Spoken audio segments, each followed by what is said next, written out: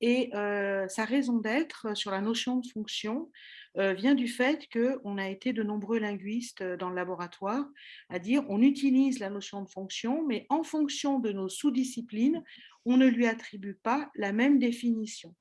Donc, ceux qui travaillent en sémantique formelle ont une définition de la notion de fonction qui est totalement autre que ceux qui travaillent en analyse de discours ou en phonologie. Voilà. Et donc, on s'est dit, on va essayer de comprendre d'où vient ce sens équivoque.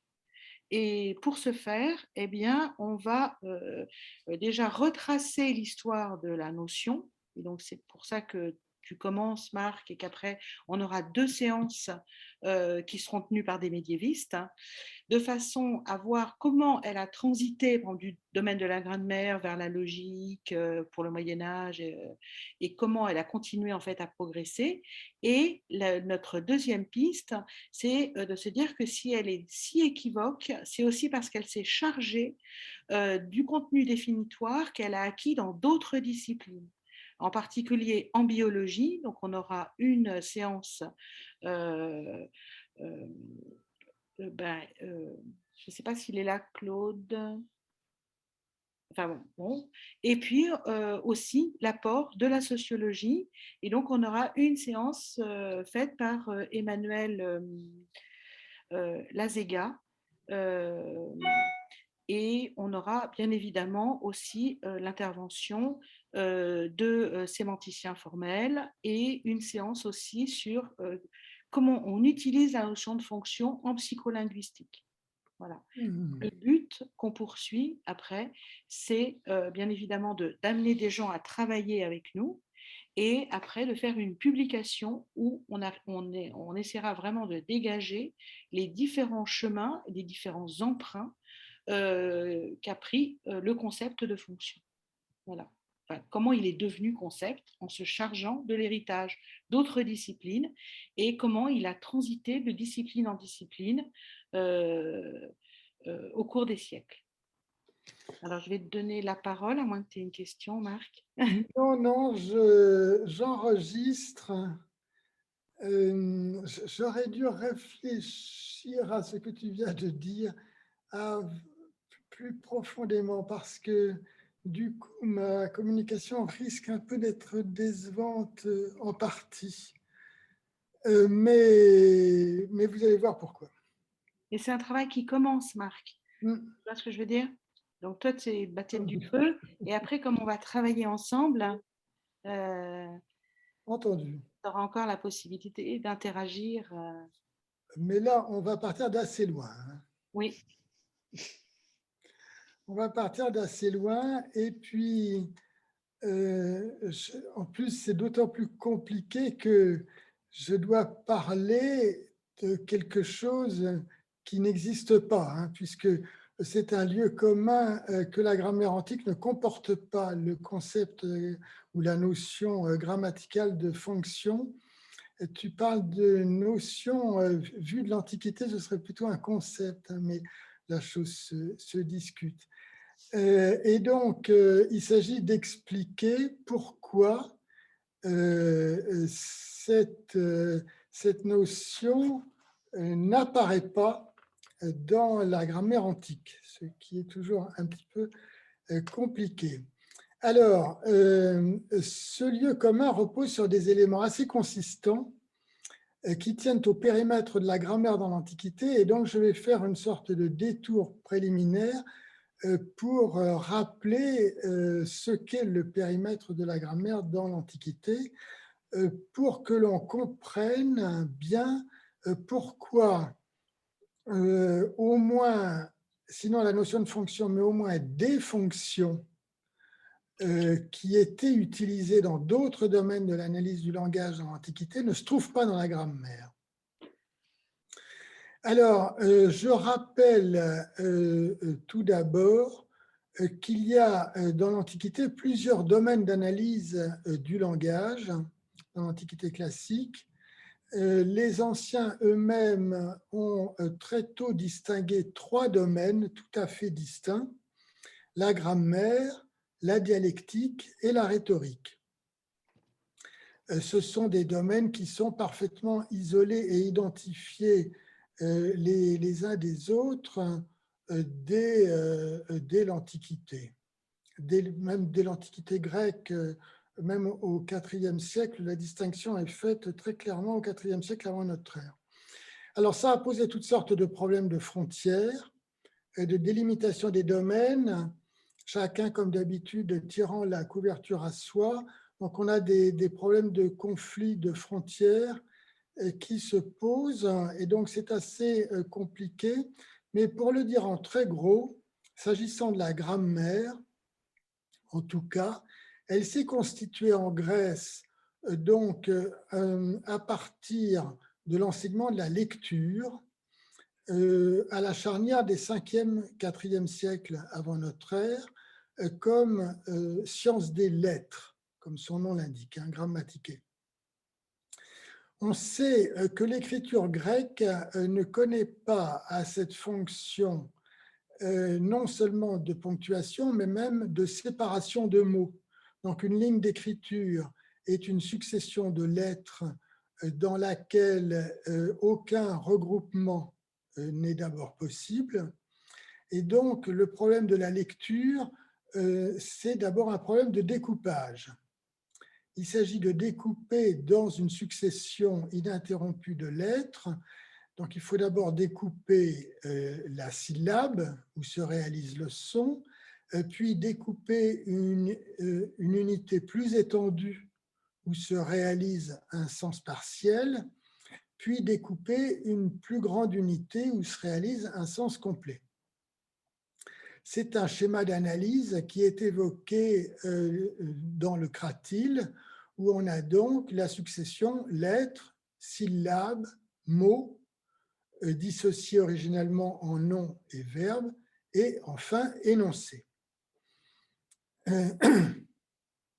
Donc l'unité la plus minuscule qui est la lettre, et donc ensuite qui se combine en syllabes, qui se combine éventuellement en mots, qui se combine en énoncés.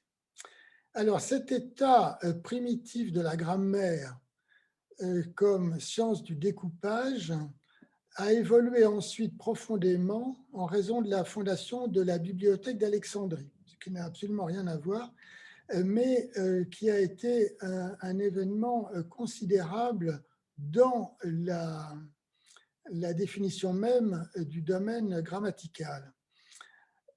Comme on sait, la bibliothèque d'Alexandrie a été fondée au début du IIIe siècle avant notre ère par les Ptolémées, donc le Ptolémée qui était un général d'Alexandre. Et le problème de Ptolémée, c'est qu'il était donc, il était en fait loin. Il était à Alexandrie, en Égypte, et de son point de vue, c'était loin de la Grèce. Et donc, le problème des Ptolémées a été d'essayer de reconstituer une centralité symbolique. Et ils ont eu l'idée, pour reconstituer cette centralité symbolique, de créer une bibliothèque où ils accumuleraient la totalité des textes. Projet tout à fait extraordinaire qui a provoqué la réunion d'un nombre considérable de manuscrits, et on s'est aperçu assez vite qu'il y avait des manuscrits différents de même texte, hein, ce qui a entraîné la création de la philologie dans la mesure où on a eu besoin de classer ces manuscrits et d'établir les textes.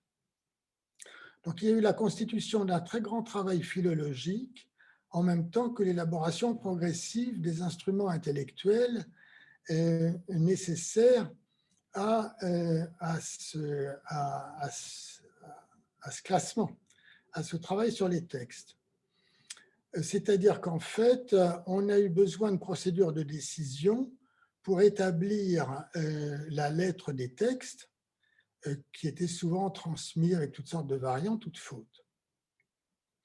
À défaut d'ouvrages de référence, comme on en a actuellement, souvent transmis sous forme de grammaire ou de dictionnaire, mais dont eux ne disposaient pas, ils se sont fondés sur le principe de l'analogie pour établir la correction des formes. C'est l'analogie qui permettait, en comparant méthodiquement les formes, de trancher les cas anomaux, et par référence aux régularités repérées.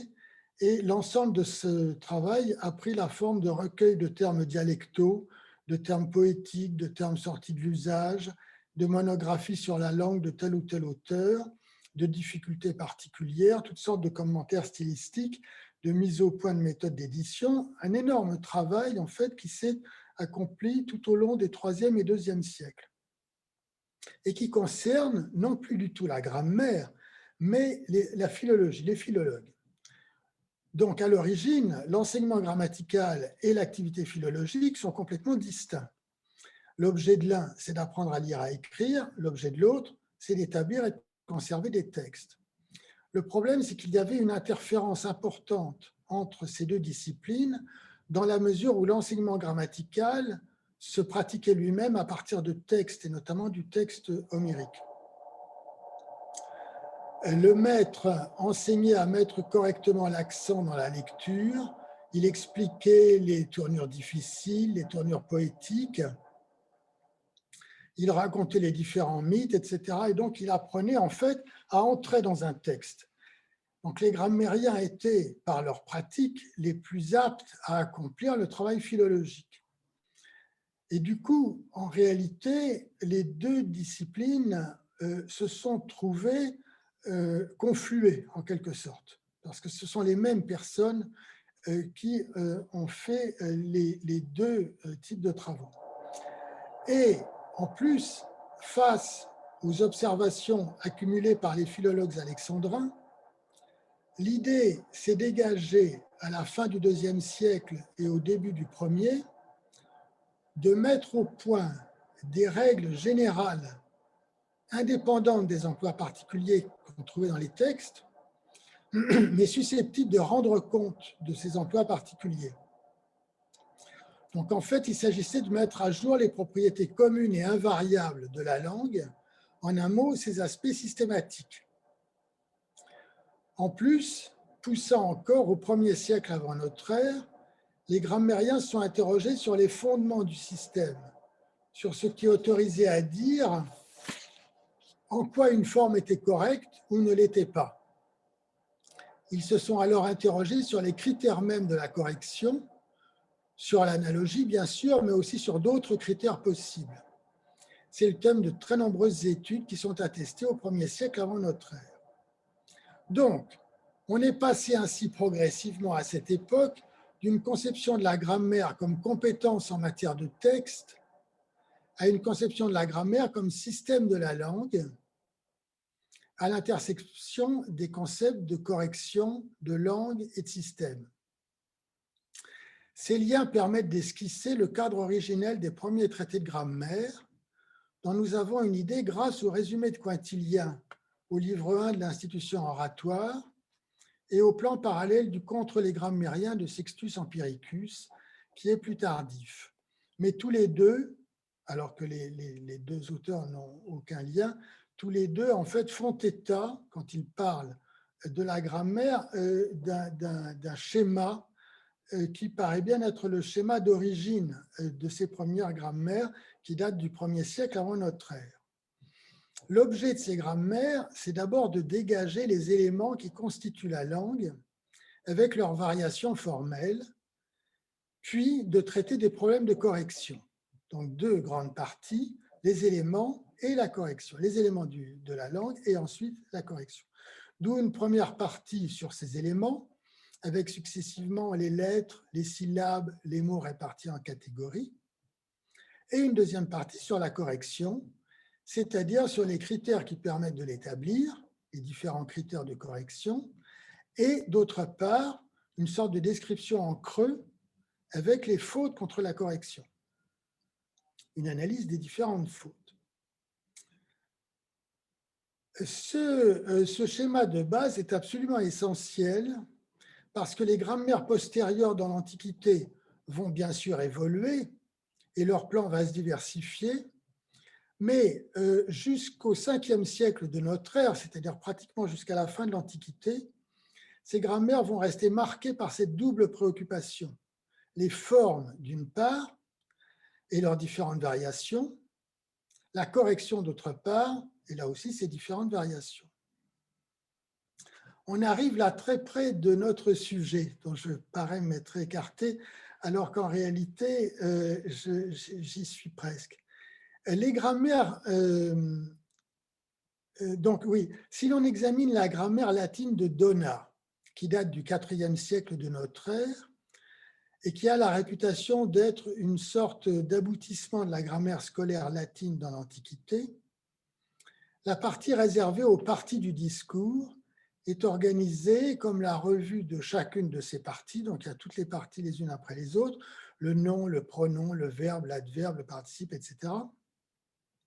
Et chacune de celles-ci est elle-même organisée selon ses différents accidents, selon la terminologie, c'est-à-dire selon celle de ses caractéristiques qui ont des incidences morphologiques. Par exemple, pour le nom, sont les accidents du nom les cas ou les genres ou les nombres, entre autres. Ces éléments sont le seul cadre de l'analyse, ce qui, bien sûr, limite les rares considérations syntaxiques à des observations sur leur construction. Il peut y avoir des remarques syntaxiques, par exemple à propos des prépositions, il y a des remarques sur la construction des prépositions avec différents cas. Mais rien de plus à partir de ce type de grille d'analyse. C'est un premier point tout à fait important, hein, c'est-à-dire que la grammaire est construite de telle façon que l'analyse se place dans un certain cadre, hein, qui ne la conduit pas à ce qu'on considérerait comme des analyses syntaxiques. Alors, il y a bien sûr les analyses de la correction. Ces analyses de la correction portent sur 3 niveaux distincts. L'articulation de la langue, et là les incorrections portent le nom de barbarisme.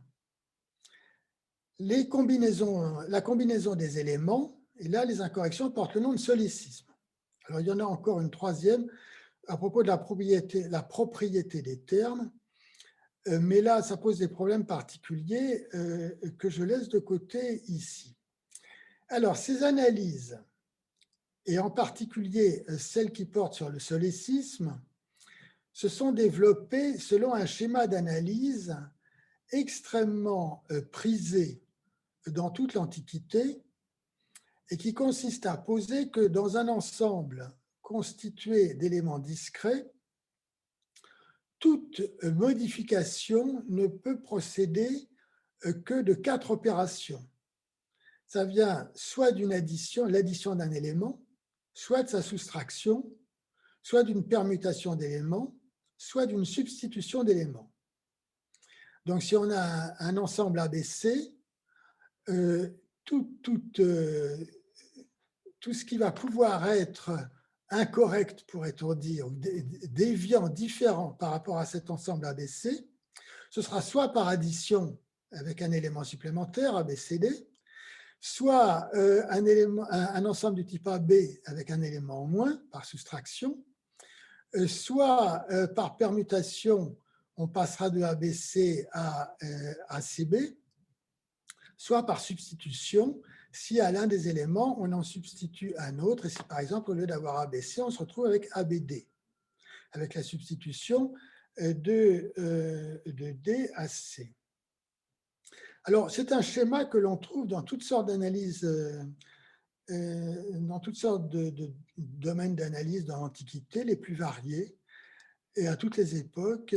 Et dans les études sur la correction en matière de combinaison d'éléments, et dans l'étude des solécismes, c'est toujours cette description-là qu'on trouve.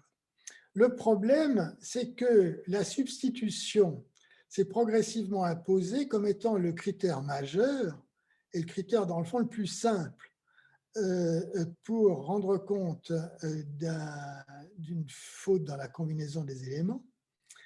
Et donc, pour le solécisme, ça aboutit à une présentation de ce que nous considérerions comme disons des variantes ou des déviations du point de vue syntaxique, comme relevant simplement de la substitution. Un cas à la place d'un autre, un mode à la place d'un autre, un temps à la place d'un autre, etc. Et le problème, c'est que la grammaire antique, une fois qu'elle a dit qu'il y avait substitution, se sent quitte de la description. Et donc, il n'y a pas du tout, par exemple, chez un auteur comme Donat, d'analyse de l'accord. Il y a tout à fait la prise en compte du phénomène de ce qu'on pourrait appeler une faute d'accord dans la grammaire classique, mais un auteur comme Donat va simplement dire, bien sûr, il peut y avoir substitution d'un nombre à un autre, et par exemple, d'un singulier à la place d'un pluriel, ce qui lui permet de rendre compte d'un problème d'accord, mais c'est tout. Il n'ira pas plus loin. La substitution permet de s'arrêter là. Donc, dans ce schéma d'analyse grammaticale qui est celui de toute la tradition latine entre Varron à la fin de la République et Priscien au début du VIe siècle, alors je n'inclus pas ces deux auteurs, mais entre deux, c'est-à-dire la quasi-totalité des textes grammaticaux produits par l'Antiquité latine, il n'y a pas de place pour les fonctions parce qu'il n'y a pas de place dans le périmètre de la grammaire comme discipline pour des analyses syntaxiques. On trouve à l'occasion des traces de ce que nous pouvons appeler une analyse syntaxique, de ce qu'on appellerait une analyse syntaxique dans la grammaire classique, mais au travers des analyses de la construction et tout à fait isolées, ponctuelles et sans appui. Alors, pour bien comprendre ce qui s'est joué là, parce que j'ai l'air de condamner lourdement les grammairiens de l'Antiquité, il faut en fait se rendre compte qu'il existait d'autres modes d'analyse de la langue dans l'Antiquité. Et en réalité, ce qui s'est joué, c'est un problème de frontière entre la grammaire et justement une autre discipline qui est la dialectique. La dialectique a eu l'histoire la plus mouvementée des analyses du langage, de la langue dans l'Antiquité. D'abord, avec les écrits, enfin ceux des écrits d'Aristote qu'on a regroupés après sa mort sous le nom d'organon et qui ont abouti à la logique classique par la suite. Puis, au IIIe siècle avant notre ère, avec la dialectique stoïcienne, qui a cherché à élargir le champ concerné.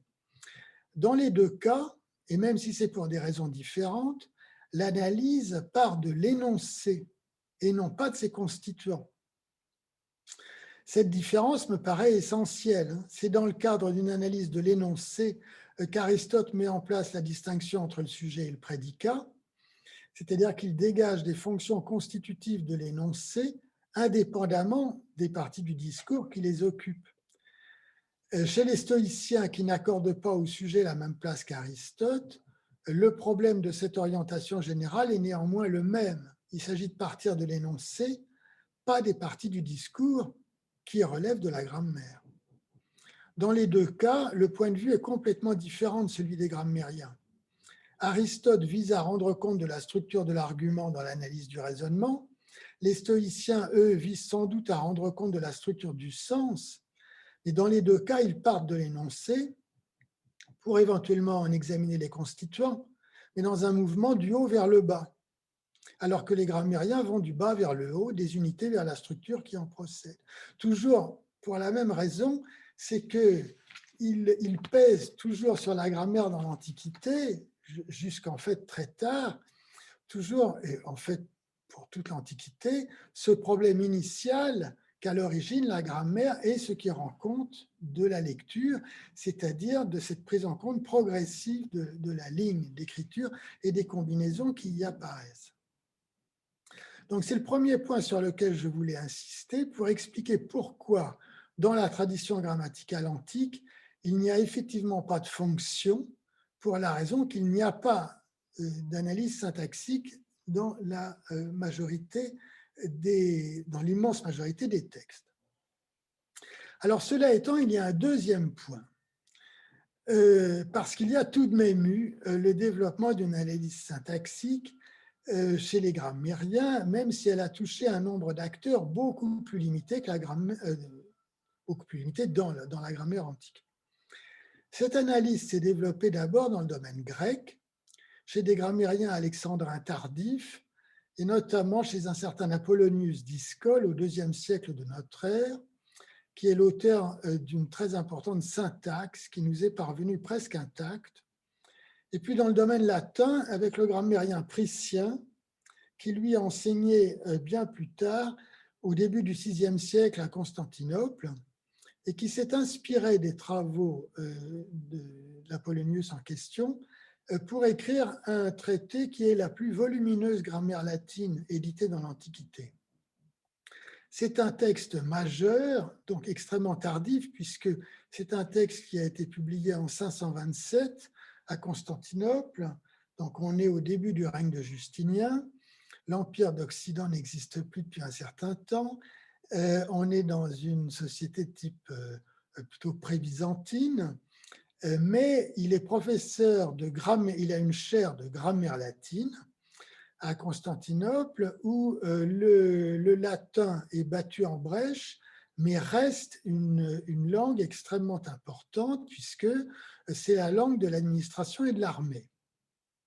Donc il est dans un milieu hellénophone, puisqu'on parle grec à Constantinople, mais dans la mesure où l'administration et l'armée parlent encore, enfin, la langue des communications dans ces deux domaines est encore le latin, il s'agit d'enseigner à un échelon à un niveau universitaire, d'enseigner à des jeunes gens qui vont occuper des postes assez élevés dans la chancellerie impériale. Il faut leur enseigner suffisamment d'outils grammaticaux sur le latin et accessoirement aussi sur le grec, en fait dans les deux langues, pour qu'ils soient capables de manier les deux langues et de passer éventuellement de l'une à l'autre sans problème. Et en réalité, plus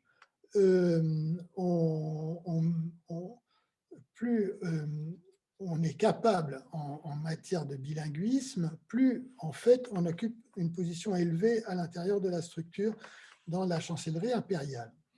Et donc, ce sont des cours qui sont tout à fait importants. Il publie donc cette grammaire qui est un texte donc très, très volumineux, très important, qui va très très vite totalement disparaître du domaine oriental, mais qui en revanche, dès la fin de ce même VIe siècle,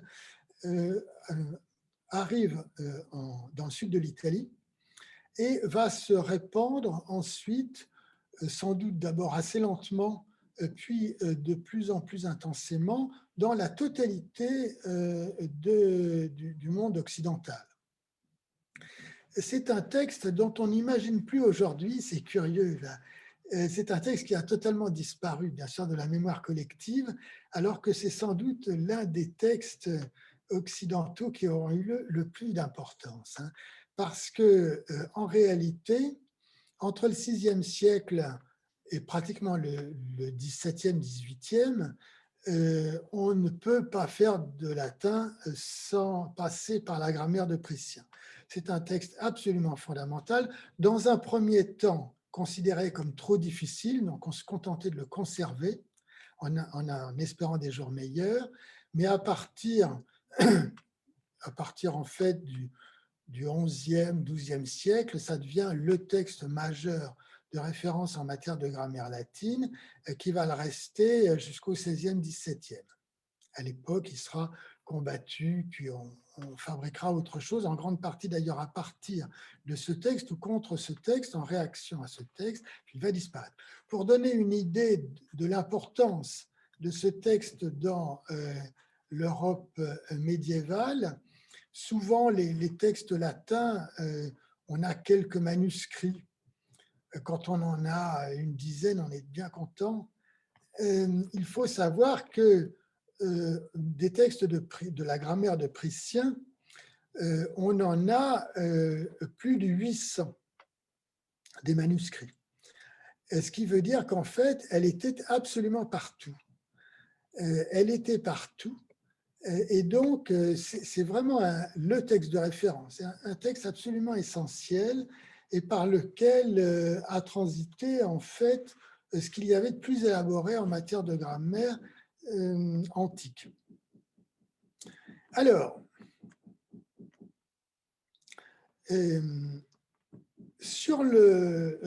pour la question qui nous intéresse, la situation est plus complexe, au moins que dans les textes précédents, c'est-à-dire les textes de Donat.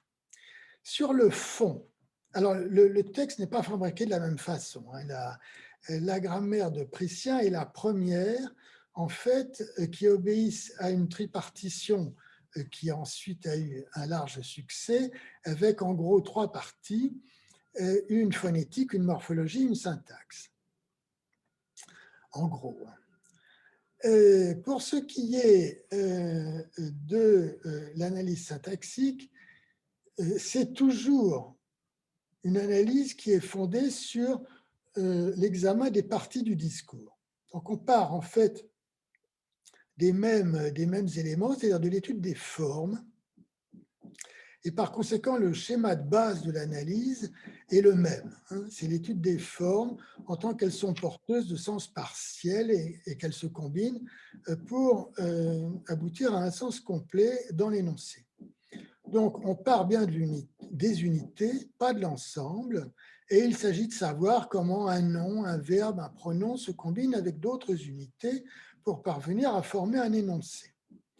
Dans ce cadre, il s'agit plutôt, en effet, de construction, pourrait-on dire, que de syntaxe. Néanmoins, on voit apparaître la notion de fonction dans le cadre de ces unités que sont les parties du discours. Alors, on le voit de plusieurs façons. D'abord, compte tenu, par exemple, du rôle que joue un adverbe auprès d'un verbe, il devient possible, si un terme autre qu'un adverbe joue ce même rôle, de dire que ce terme a une fonction adverbiale.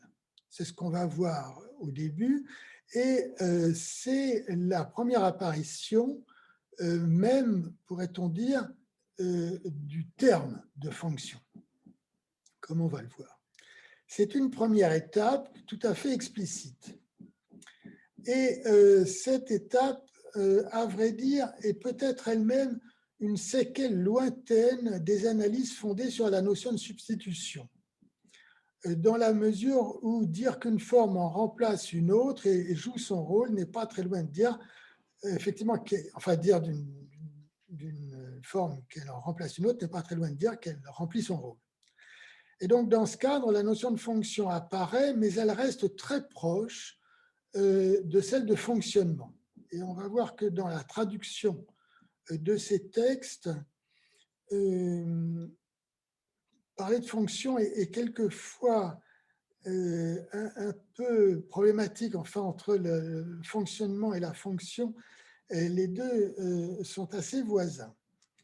Alors, ce qui est plus nouveau en revanche, mais qui là est peut-être un peu décevant par rapport à ce que Béatrice, tu disais tout à l'heure, c'est que les auteurs en question, donc Apollonius pour le domaine grec et Prussien pour le domaine latin, connaissaient manifestement les concepts de sujet et de prédicat.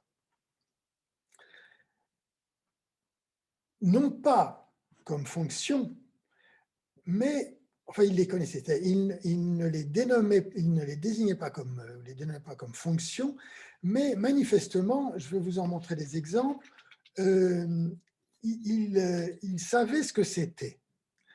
Ils savaient ce que c'était, mais ils ne s'en servaient pas à proprement parler. Et du coup, on peut constater qu'ils ne s'en sont pas servis parce qu'ils n'en ont pas éprouvé la nécessité. Et s'ils n'en ont pas éprouvé la nécessité, c'est peut-être parce qu'ils avaient en tête des schémas d'analyse différents de ceux auxquels le recours aux fonctions nous a habitués et qui sont de ce fait d'ailleurs tellement inattendus qu'on a quelquefois du mal à les cerner. Autrement dit, ce que je voudrais vous montrer dans une sorte de deuxième partie à partir de certains textes, c'est d'une part là où incontestablement on s'approche de la notion de fonction, incontestablement, avec des termes qui sont, comme vous allez le voir, extrêmement, enfin qui sont la notion de fonction, mais autre chose qui me paraît, dans le fond, enfin moi, comme historien, qui me paraît peut-être plus intéressant, mais qui sera peut-être un peu déceptif ou décevant dans le cadre qui est le vôtre, c'est que, en fait, ce qui paraît plus intéressant à l'historien, c'est que s'ils ne se sont pas servis de notions comme celle de sujet et de prédicat que malgré tout ils connaissaient, c'est sans doute parce qu'ils avaient en tête des schémas de construction ou d'analyse syntaxique complètement différents et qui sont du coup extrêmement intéressants à essayer d'identifier, et d'autant plus intéressants que dans le fond, on n'a pas vraiment les outils pour les identifier. Et là, ça devient vraiment intéressant. Ce qu'il y a d'intéressant dans les textes de l'Antiquité, c'est quand on commence à deviner des choses qu'on ne comprend pas parce que dans le fond, on ne les cherche pas du tout. Et donc, à force de ne pas les chercher, on ne les voit pas. Et il y a dans la grammaire antique quelquefois des modes d'analyse à côté desquels on passe parce qu'ils ont échoué, ils n'ont pas eu de suite, et donc on ne les comprend pas, qu'on ne les voit pas.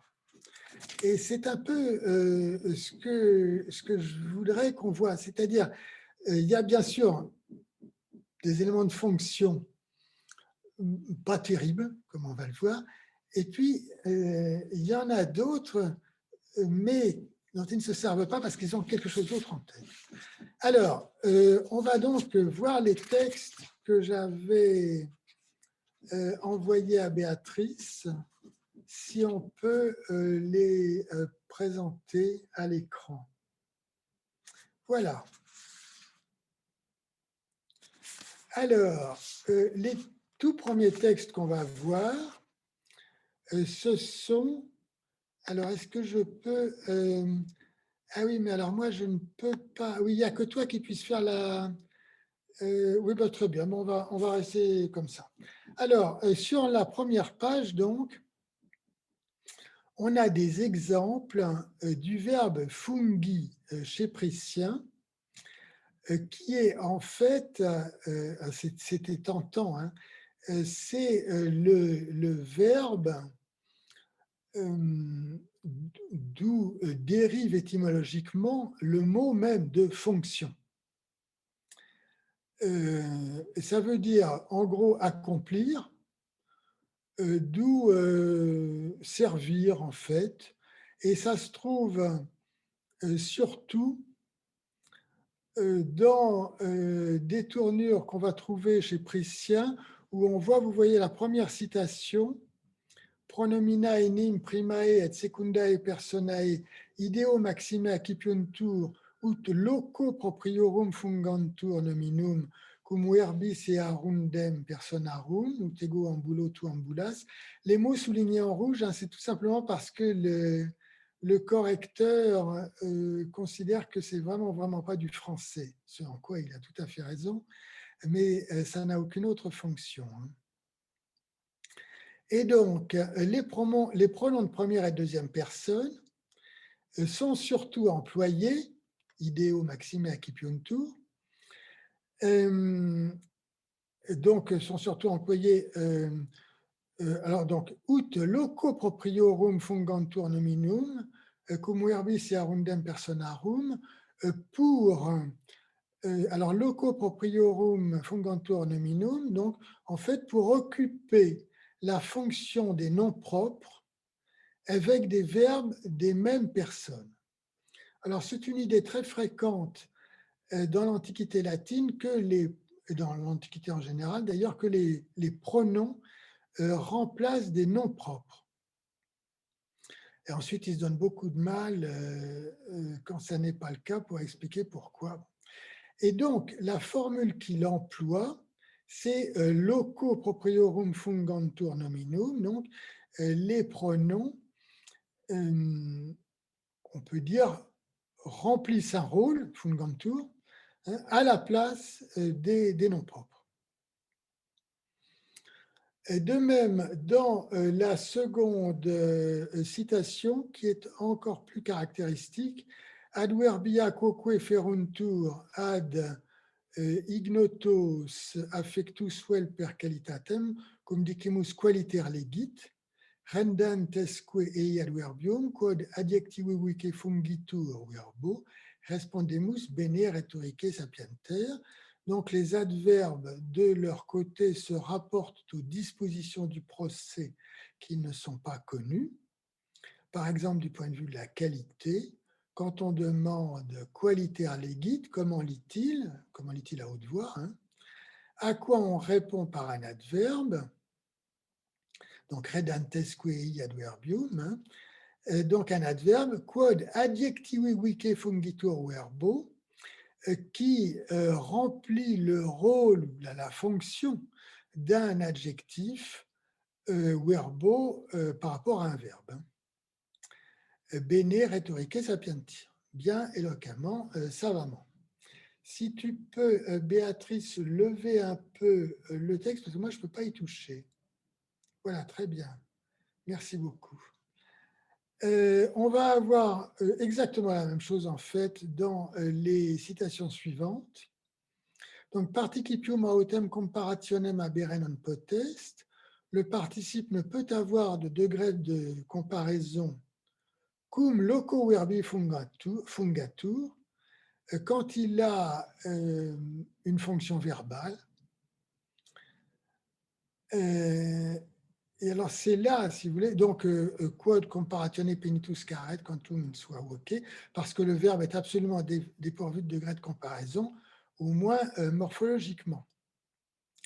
Et donc ici, on est très très proche, comme on voit, d'un sens qui serait quand il fonctionne comme un verbe. Hein.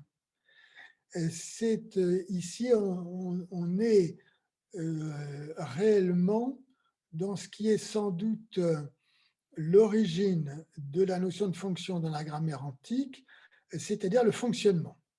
Enfin, l'origine du sens du mot. Hein. Les fonctions de sujet de prédicat qui existent, qui sont des fonctions, ne relèvent pas de la même chose, mais du point de vue lexical au moins, la fonction, c'est d'abord un fonctionnement, comme on le voit bien ici. Et de même, c'est la même chose dans l'exemple suivant. Je vous lis seulement la traduction. En relation avec un nom, le participe a une fonction verbale. En fait, ça veut dire qu'il fonctionne comme un verbe. Et en relation avec un verbe, il fonctionne comme un nom. Si je dis faciens eloquentem à la place de qui facit eloquentem, donc littéralement rendant éloquent à la place de qui rend éloquent, c'est-à-dire le faciens, le participe, fonctionne effectivement comme un verbe dans la mesure où il a un régime, tandis que dans laudo legantem, je loue un lisant, quelqu'un qui lit, qui fonctionne comme laudo lectorem, je loue un lecteur. Donc le participe a deux types de fonctionnement, un fonctionnement de type verbal, un fonctionnement de type nominal. Et il ajoute, il n'est pas surprenant que le participe ait ce double fonctionnement. Et là, on ne peut pas traduire vraiment de façon très très différente, alors qu'on a dans le texte latin nec mirum pro utroque fungi. Donc là, c'est vraiment une question de fonctionnement. Dès lors, cum utrique accidentia possideat, dès lors qu'il possède les accidents du nom et du verbe. Et puis le dernier exemple est exactement comparable. Par conséquent, ipse ne peut fonctionner en remplacement d'un nom que s'il s'agit d'un nominatif et non d'un vocatif. Et donc, c'est à nouveau un problème de fonctionnement. Alors, on voit donc que chez un grammairien comme Priscien, on a… Alors, ce qu'il faut savoir, c'est que ce verbe fungi n'apparaît pas dans les textes grammaticaux antérieurs. Donc, il y a quelque chose qui a bougé, en quelque sorte. Il y a quelque chose qui a bougé chez Priscien, manifestement à la suite du grammairien Apollonius Discole, mais en fait, on est bien toujours dans le cadre d'un fonctionnement et non pas, à proprement parler, dans le cadre de fonctions. Alors, les textes suivants que j'ai cités sont des textes assez différents qui montrent, alors beaucoup plus longs, ça va être peut-être un petit peu compliqué de les examiner tous. Je vais au moins vous lire les traductions ou certaines traductions. Il s'agit de montrer maintenant que Priscien connaissait les concepts de sujet et de prédicat. Mais, comme on va le voir, qu'il ne s'en sert pas. Et donc, ce que montre un certain nombre de textes, c'est qu'il il voit ce que c'est, mais il ne s'en sert pas. Donc, il les évoque, mais il les évoque par des biais différents et ne s'en sert pas directement. Et donc, on va en voir un certain nombre d'exemples. Et dans le tout dernier exemple, il y a un texte où il semble bien qu'on ait peut-être une piste pour comprendre pourquoi il ne s'en sert pas. Alors, on va en rester, non, ne descend, voilà, tu en restes juste là. On n'a qu'à voir cette première traduction. Donc, le verbe se combine avec le nom, mais seulement si c'est un nominatif combiné lui-même avec la personne à laquelle le verbe est énoncé. Dans facio ego, bonus. Et donc, vous voyez ici décrit d'une façon assez compliquée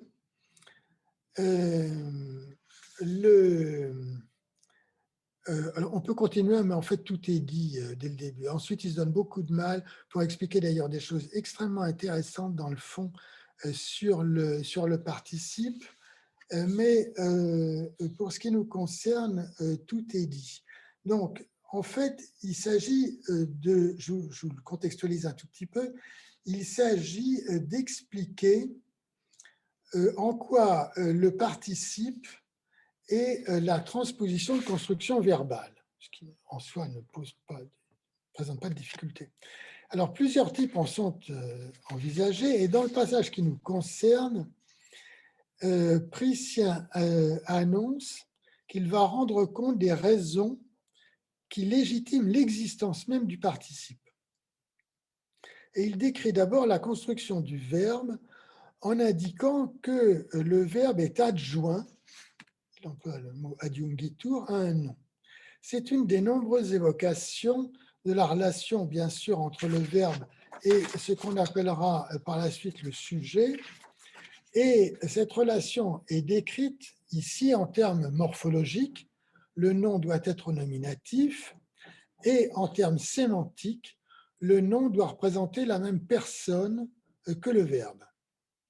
Prenant appui sur la présentation de cette relation prédicative, dans la suite du texte, comme on le voit dans la traduction, Priscien insiste sur le fait que cette relation prédicative n'est possible que si le verbe accompagne un nom au nominatif. Si ce nom passe à un cas oblique, lui et le verbe ne sont plus coréférents, ce qui rend impossible la relation en question. Et c'est dans le cadre de cette impossibilité que Priscien situe la justification du participe, dans la mesure où celui-ci peut, lui, exprimer cette relation à un cas oblique. C'est ce qui est là où on voit les citations au génitif, datif, accusatif, ablatif qui sont derrière des tirets au milieu du texte. Il a pris la relation prédicative qui est juste à la ligne du dessus, bono homo loquebatur, un homme généreux parlait, et ensuite il en présente la déclinaison sous forme de relation entre le même substantif, mais non plus un verbe, mais un participe. Et là, cette relation prédicative peut se présenter à d'autres cas qu'au nominatif. Donc, en fait, il présente le participe comme étant la transposition d'une relation prédicative au cas oblique. Et donc, la présentation consiste à justifier le participe comme prédicat de substitution lorsqu'à la place du nominatif qui accompagne le verbe se trouve un cas oblique. Donc, tout le passage montre qu'il manipule, pourrait-on dire, des concepts qui sont ceux de sujet et de prédicat sans le dire, hein, ou plus exactement, en employant à la place au moins du concept de sujet un concept morphologique, enfin, oui, un concept morphologique est celui de nominatif et un concept sémantique est celui de personne. Ici, en revanche, il n'y a que le verbe et le participe qui occupent la fonction de prédicat qui n'est pas dénommée elle-même à proprement parler. Alors, on va peut-être passer sur l'exemple suivant qui décrit le mécanisme de la transformation passive. Non, pardon, qui est la construction du nominatif. Alors, oui, parce qu'il s'agit, on le voit au début avec le nominatif qui est associé au verbe à la première ligne. Le nominatif, je ne me trompe pas? Oui, c'est ça. Le nominatif qui est associé au verbe, autrement dit, dans la première ligne du latin, nominativus qui verbo adjungitur. Et ce nominatif qui est associé au verbe, c'est bien sûr et qui en plus reste tel quel sans pouvoir varier en cas, représente bien sûr le sujet de la tradition grammaticale classique, au moins dans le cadre de la proposition à un mode personnel. Priscien prend le plus grand soin de rester dans la perspective formelle propre aux catégories grammaticales, alors même qu'il ne paraît pas ignorer la notion de sujet. On va voir qu'il la croise d'une autre façon. Ici, il parle incontestablement du sujet, même si dans le fond, il prend soin d'en parler dans des termes qui sont différents, enfin, qui sont morphologiques. Ensuite, on a donc le mécanisme de la transformation passive dans l'exemple suivant.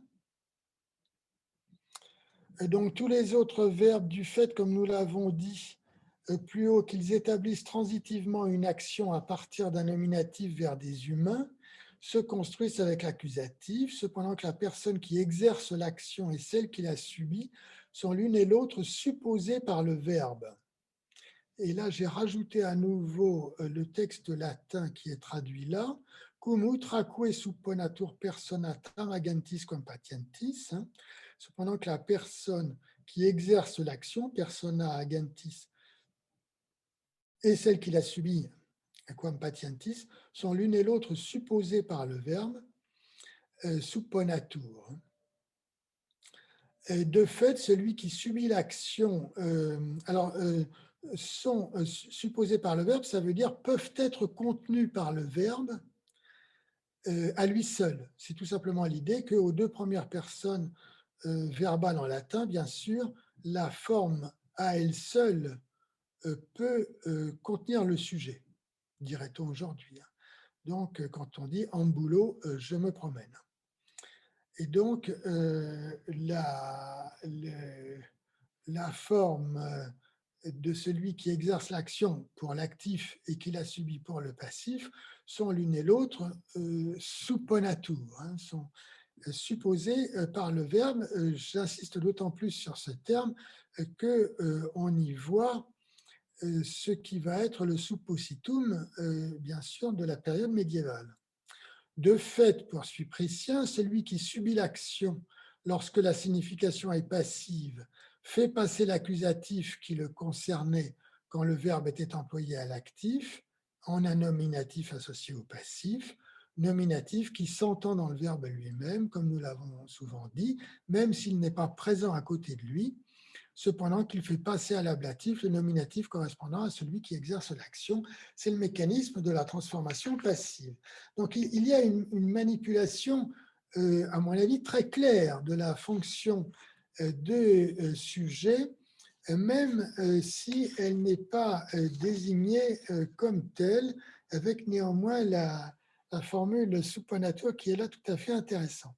Le texte suivant est celui d'après sont l'emploi, alors plus intéressant peut-être, là, deux termes un peu différents pour correspondre à ce que nous appellerions le sujet et le prédicat. D'abord, les termes de substantia et d'accidentia. On le voit dans ce texte. Ce qui distingue cependant les prépositions des conjonctions, c'est que placées devant des mots à flexion, les conjonctions ne peuvent jamais former un composé avec eux, à l'exception d'indéfinis comme si, quoi, n'est quoi.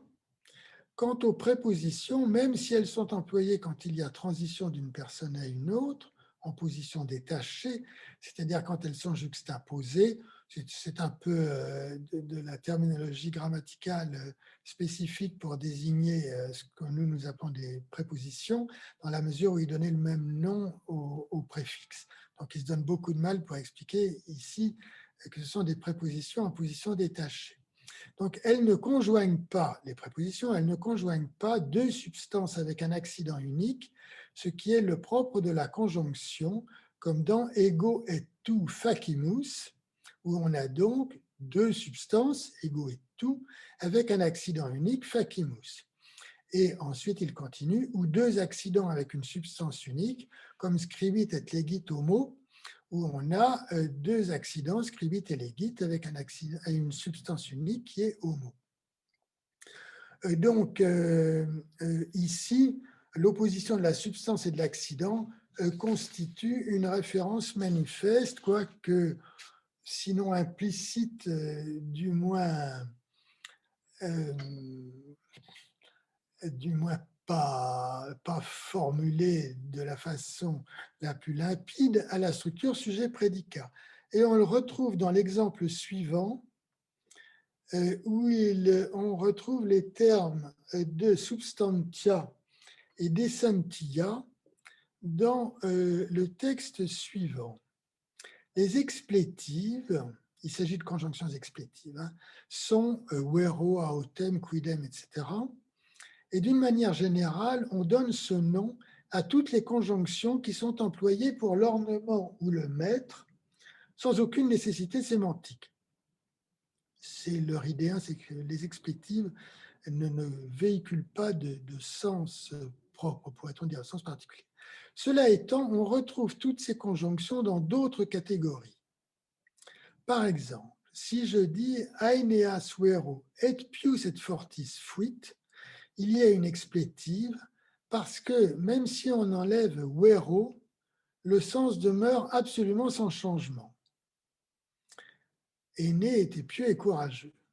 Si en revanche, je dis Aeneas quidem pius fuit ulixes vero astutus, Aîné en vérité était pieux et d'autre part Ulysse rusé, vero est employé comme coordinative et non plus comme explétive. C'est pour ça qu'il a dit qu'on retrouvait ces conjonctions dans d'autres catégories.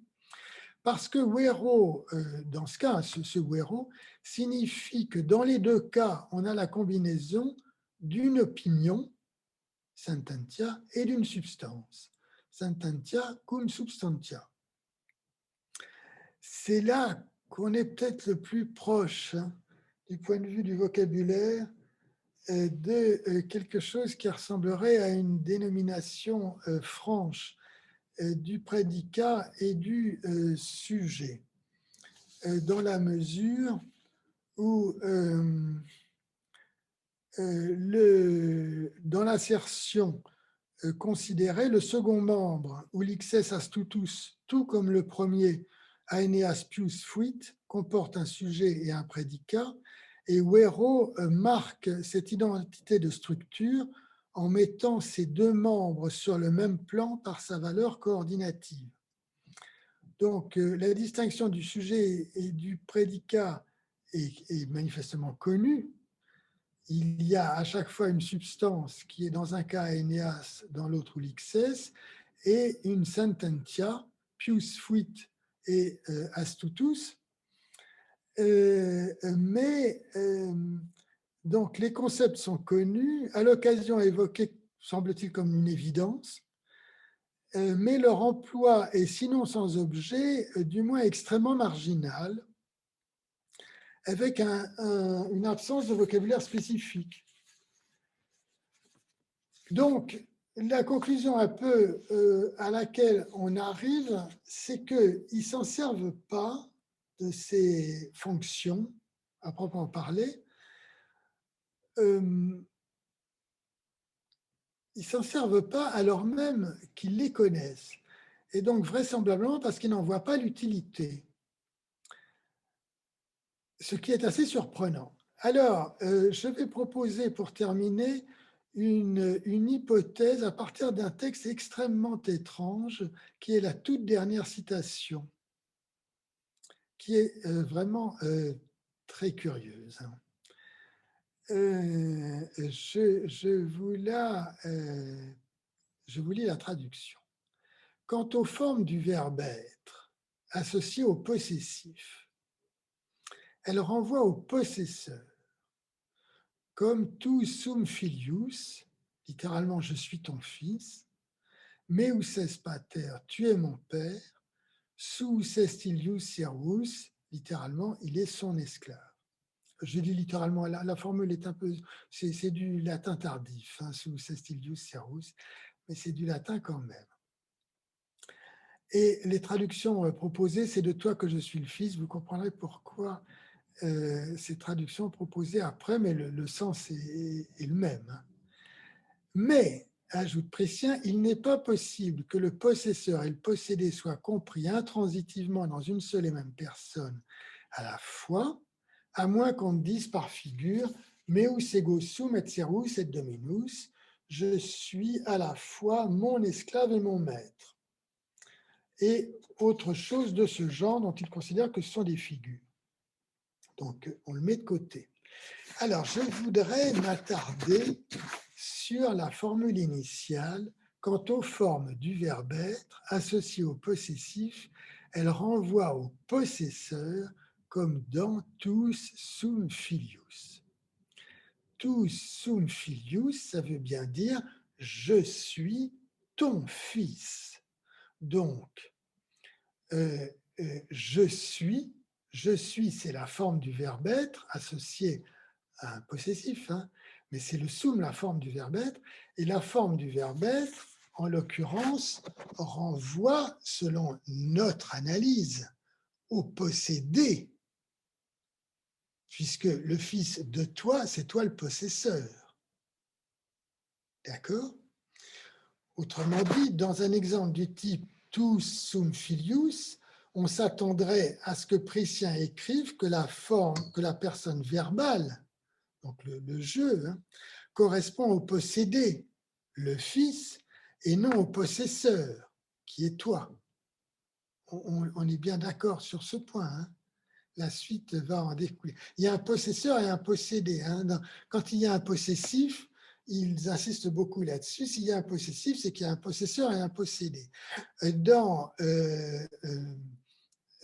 Tuus filius, ton fils, il y a donc le fils et celui dont il est le fils. Donc il y en a un qui possède, enfin qui a un fils, et le fils est le fils de quelqu'un d'autre. Et donc, dans Je suis ton fils, nous, on dirait que la forme du verbe être, je suis, renvoie au possédé, le fils, et non pas au possesseur, qui est toi. D'accord? Alors, Apollonius, de son côté, évoque le verbe être dans des constructions de ce genre pour signaler un cas particulier de la construction des possessifs. Dans un énoncé comportant un possessif au nominatif, la personne coréférente à la personne verbale ne peut être que le possédé. Jamais le possesseur, sauf dans le cas particulier où le possesseur se confond avec le possédé, c'est-à-dire les figures comme celle qui est citée tout à fait dans la fin du passage, du genre je suis mon propre maître. Priscien reprend donc cette problématique de la colocation du possessif et du verbe être, mais il paraît s'égarer. Parce qu'en fait, ce que dit Apollonius présente une analyse qui est la même que la nôtre. Hein. C'est-à-dire le rapport entre le possesseur et le possédé, chez le grec, chez Apollonius, est la même que celle que nous faisons.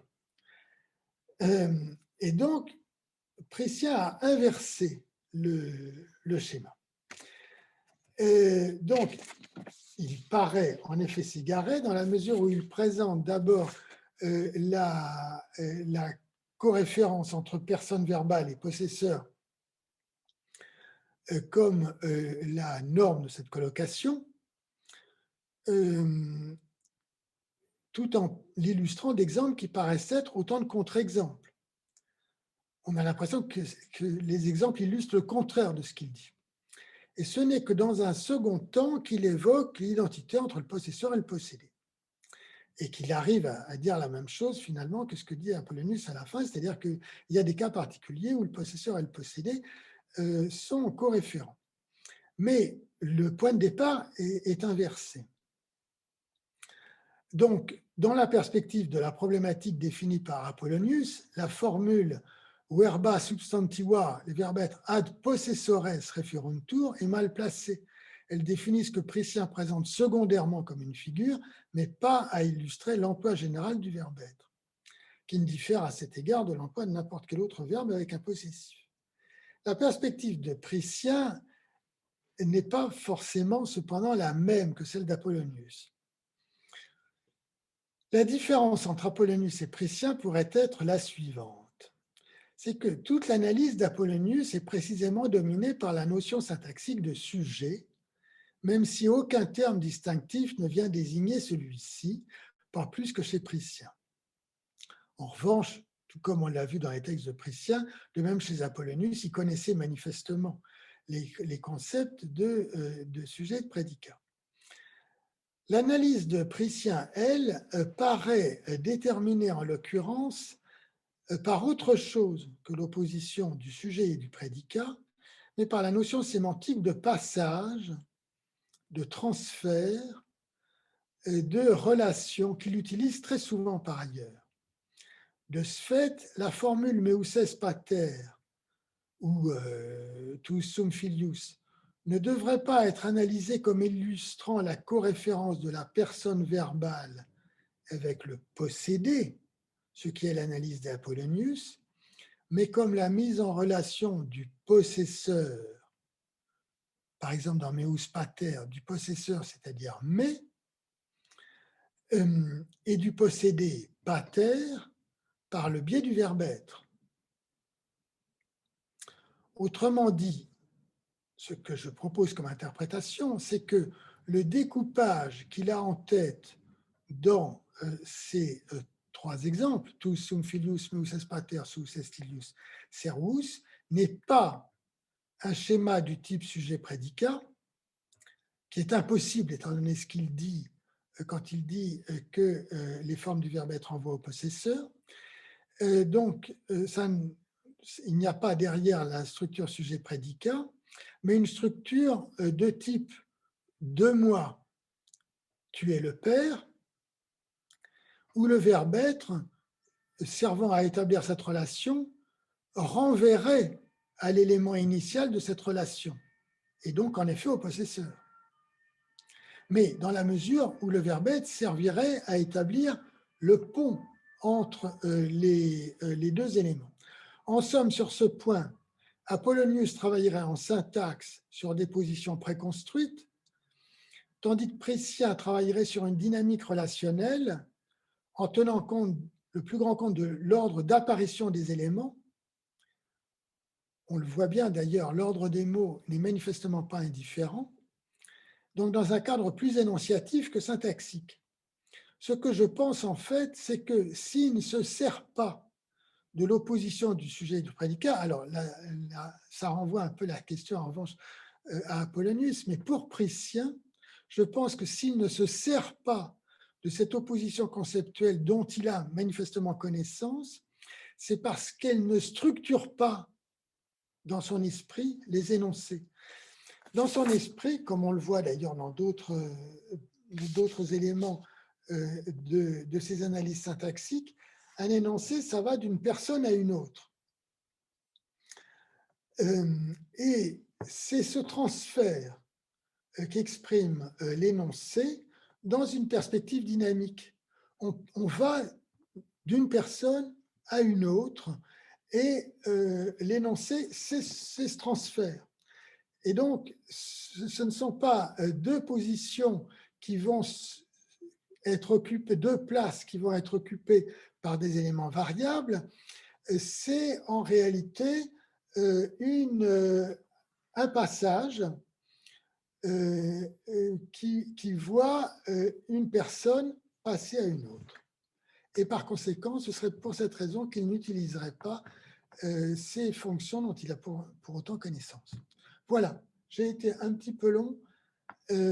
Donc, si je résume, mais je l'avais dans le fond déjà fait au début, la structure des grammaires antiques était telle qu'elle ne permettait pas de produire, de mon point de vue, des concepts comme celle de fonction, tout simplement pour la raison que en fait, ce type de processus existait, mais dans d'autres disciplines, en l'occurrence dans la dialectique. Et donc, la grammaire n'a pas pu occuper un champ qui était occupé à côté. Et donc, elle est restée dans son champ, dans son domaine d'application. Et ce n'est en fait qu'assez tardivement que des grammairiens se sont manifestement aventurés, mais vraiment tard, hein, 3e siècle de notre ère chez les Grecs et 6e chez les Latins, sur un domaine où effectivement ils ont importé des éléments qui devaient venir de la dialectique ou de ce qu'on appelle la logique, qui s'en ont effectivement servi, mais à mon avis de façon extrêmement limitée, parce qu'au moins pour Prétien, ils avaient d'autres modes d'analyse en tête. Voilà.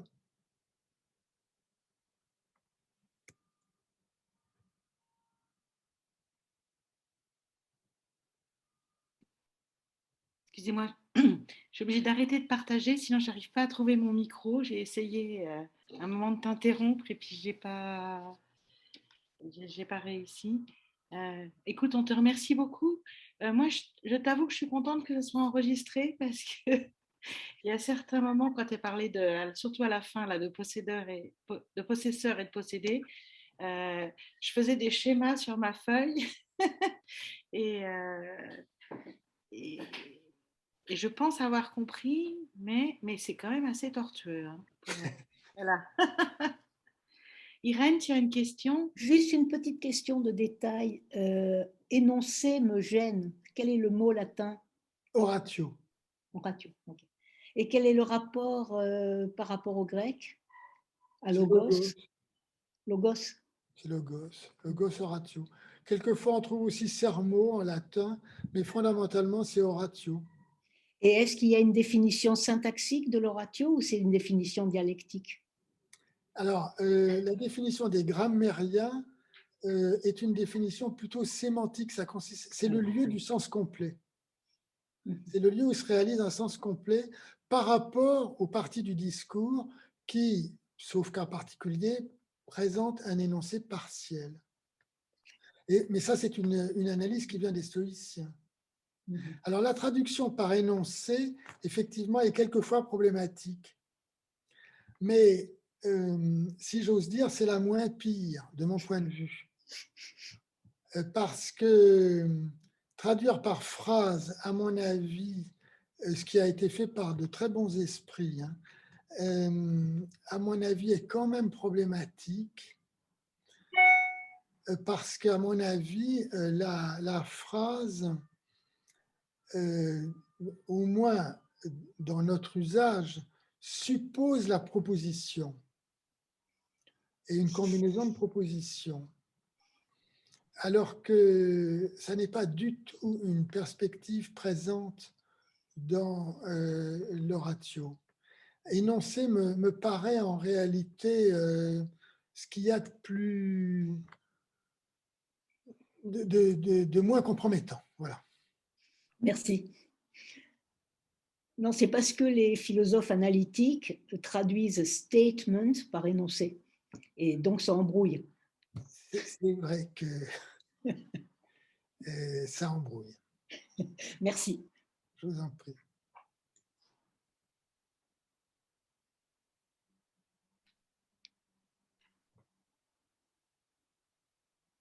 Vous avez d'autres questions?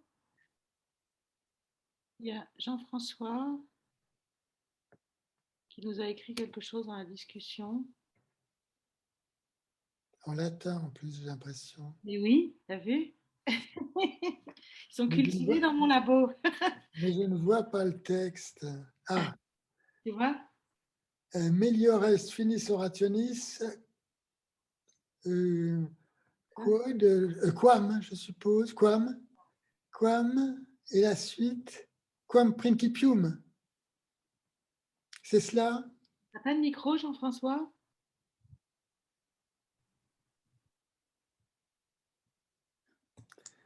S'il nous entend. Donc, ce qui signifie le terme de l'énoncé vaut mieux que son début. À la fin de l'énoncé. La fin. La terminaison. La terminaison. Très bien. Mais quel est le problème?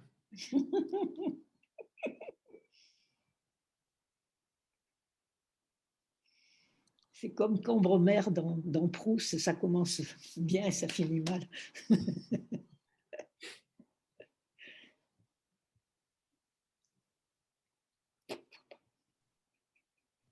Ben, je pense que... Ben,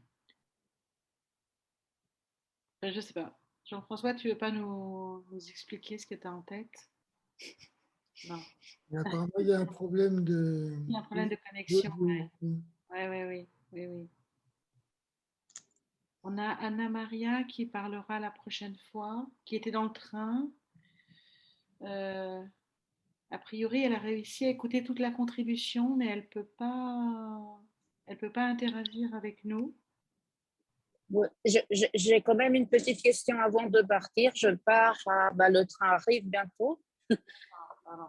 Mais une petite question avant de partir, c'est, je vois qu'il y a il y a une différence grande, comme vous l'avez dit, Oui. en règle d'Apollonius, et celle qu'on retrouve chez Donat et Quintilien et la tradition latine, qui se recoupe ou que se retrouve chez Priscien. Oui. Mais ma question, c'est la grammaire latine, d'où vient-elle? Parce que la grammaire d'Apollonius, elle est fortement fondée chez les stoïciens. Donc là, on connaît bien les origines. Mais la latine, par contre, je ne connais pas très bien quelles sont, si vous voulez, les questions d'origine. Vous avez évoqué l'école d'Alexandrie, donc ça sera plutôt ça? Oui, la grammaire latine a été en fait est une importation grecque.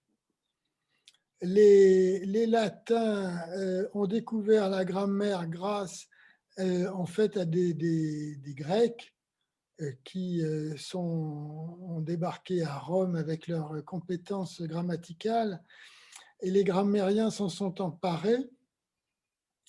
Alors, il y a dû y avoir, dans un premier temps, des recherches certainement extrêmement intéressantes menées notamment par Varron au 1er siècle avant notre ère.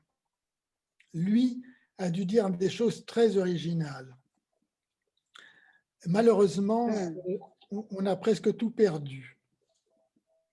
Et ensuite, au 1er siècle de notre ère, les grammairiens latins se sont, semble-t-il, recalés sur des grammairiens grecs.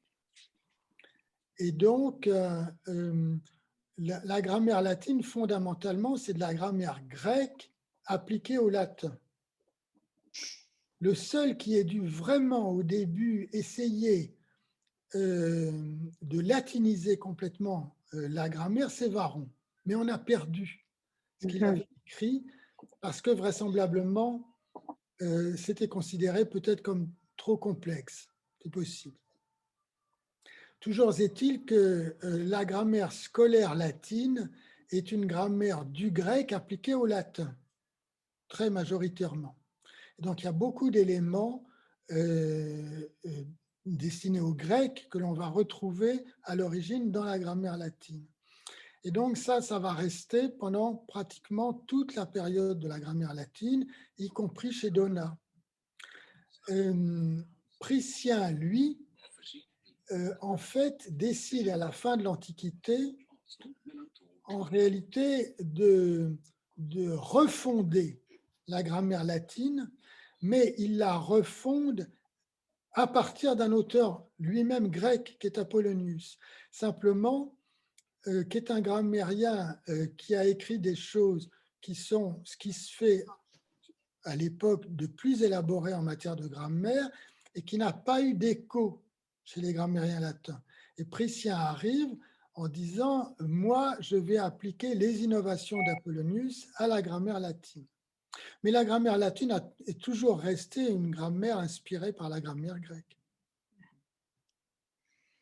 Est-ce que j'ai répondu à votre question? Oui, très bien, merci beaucoup. Très bien. Je me mets en muet parce que le train part, ça va vous déranger. Merci beaucoup.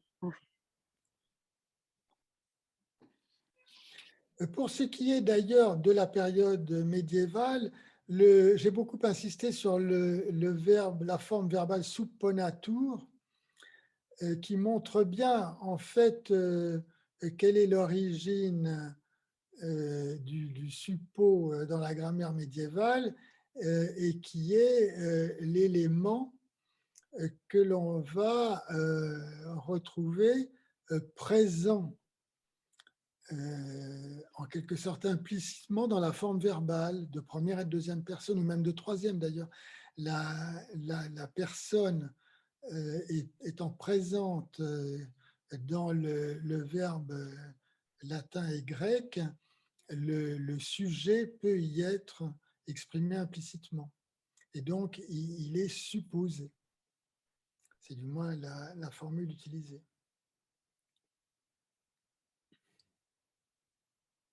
tout ça, évidemment, ne dit pas du tout, bien sûr, quelle conception ils avaient des fonctions, puisque dans le fond, ils ne s'en servent pas. C'est à cet égard que je suis un peu… Et alors, pourquoi, au tout début de ta conférence, moi j'ai dit la notion de fonction, et tu m'as dit là, il s'agit plutôt d'un concept. Si tu veux, si c'était une notion, si c'était aussi simple qu'une notion, il s'en serait servi. Ah, c'est dans ce sens-là, d'accord.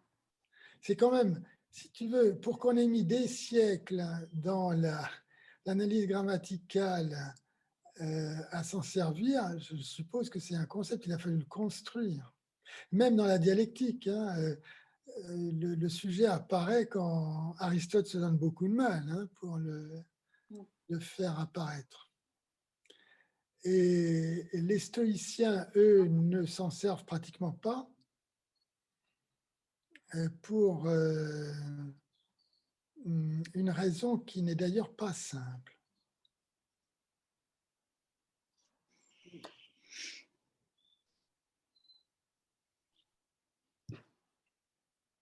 Ce qui est amusant aussi, c'est que les 4 opérations dont tu as parlé, la substitution, enfin surtout, Oui. c'est elle là, qui est la plus puissante, justement, au XXe siècle, elle sera symbolisée par la notion de fonction. Ça sera une fonction, tu vois. Même le fait de rajouter un élément ou d'en soustraire un. Mais c'est plus du tout le même sens de fonction que ce que tu utilises, que celui dont tu nous as parlé au Ah début, oui, tu vois. oui, entendu. Et tu pourrais préciser, Béatrice, ce que tu entends là, toi, par fonction? La fonction, c'est ce qui prend C'est un Frege, et puis qui le transforme en quelque chose d'autre. donc c'est mathématique, quoi. Oui, voilà. Tous les travaux des logiciens à partir du XXe siècle vont surtout utiliser la substitution, hein, mais pourquoi pas la commutation, l'ajout d'un élément, etc. Et ça sera symbolisé sous forme de fonction. Mais justement, c'est un autre sens. Et on essaye de voir comment, si c'est des sens qui se sont construits de façon disjointe, ou si à un moment il y a des interférences. Et c'est ça qui est pas facile à… Ah oui, donc il aurait peut-être fallu que j'insiste beaucoup sur ces 4 opérations. Non, mais moi, ça m'a fait tilt, si tu veux, comme c'est vraiment la période que je connais bien. Je me suis dit, là, un logicien verrait des fonctions. Là où toi, pour toi, c'est pas pensé dans ces termes-là. Mais ce que je comprends très bien, hein, tu vois. Hmm.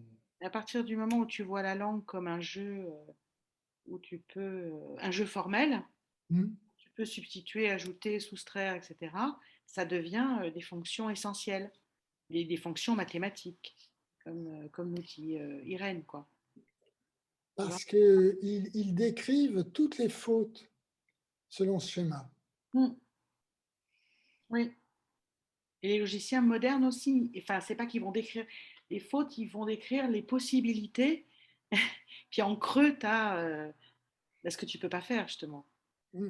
Il fera que tu… Alors, je dis des fautes parce que c'est le terme qu'ils emploient, hein. Oui, Mais toutes les variations, parce qu'il n'y a pas que des fautes en fait, il y a aussi des variations stylistiques. mm.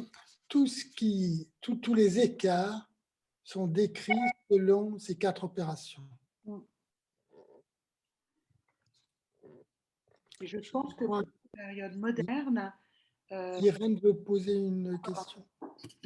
Il me semble qu'on n'est pas sur la même longueur d'onde, parce que ce qui est apparu dans votre exposé, c'est qu'il y avait à la fois des formes et de la sémantique, et que les glissements d'une conception à l'autre, comme par exemple dans le cas de la personne, ont un Oui, support sémantique, oui. alors que dans les opérations des logiciens, il n'y a pas de Oui. sémantique. Et c'est d'ailleurs pourquoi les grammaires formelles ont du mal à s'adapter à la description des langues. oui, là, c'est vraiment au niveau syntaxique, oui. Oui. Et là, quand même, le sens est capital. C'est ça qui est intéressant. Enfin, c'est c'est le fauteur de troubles. C'est-à-dire qu'il n'envisage le fonctionnement de ces opérations, addition, soustraction, permutation, substitution, que dans le cadre de catégories prédéterminées, qui sont en effet des catégories sémantico-syntaxiques. C'est vraiment intéressant, merci. Je suis obligée de vous quitter. Au revoir, Irène. Voilà. Oui, moi je me suis demandé, mais j'arrivais pas à mettre mon micro, pourquoi la notion de personne, tu la mettais que du côté de la sémantique. Tu ne disais pas justement syntactico-sémantique. Alors, d'abord parce que ils partent d'une conception concrète de la personne, presque individualisée. D'accord. C'est vraiment quelqu'un.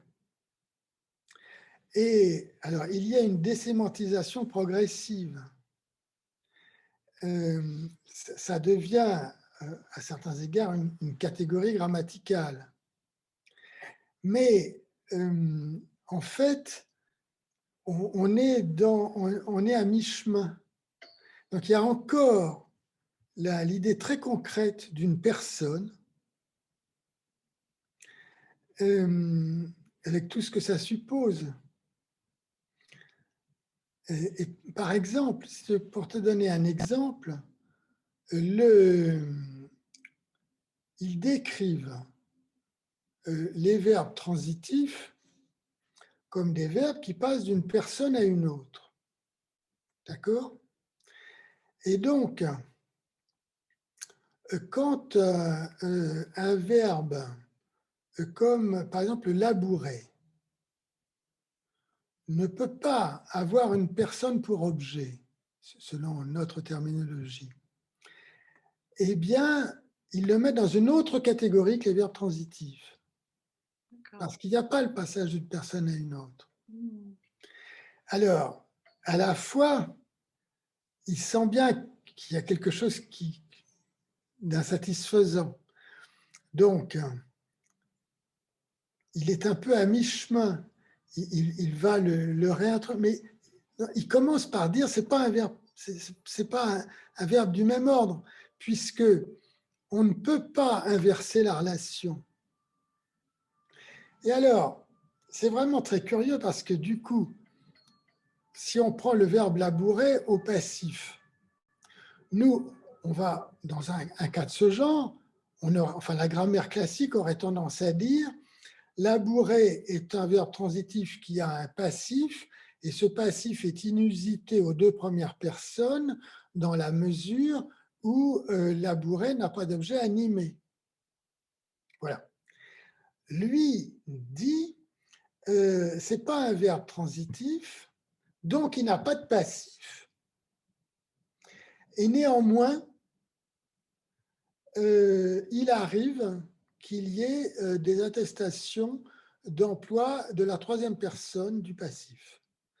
Il préfère dire, nous on dit, il y a un passif, mais pas aux deux premières personnes qui sont inusitées. Lui, il dit, il n'y a pas de passif, mais il arrive qu'on ait des attestations à la troisième personne du singulier, ou du pluriel, peu importe. Le point de vue n'est pas le même. Et donc, la personne est quelque chose de très concret pour arriver à des idées de ce genre. Mais à la fois, il donne des exemples où, sous le nom de personne, il désigne des inanimés. Donc, le processus de désémantisation est largement entamé, mais on a toutes les étapes à la fois dans le même texte. Et donc, quelquefois, il est un peu entre deux chaises. D'accord, oui, je comprends mieux. Ouais. On a des participants qui veulent réagir par rapport à…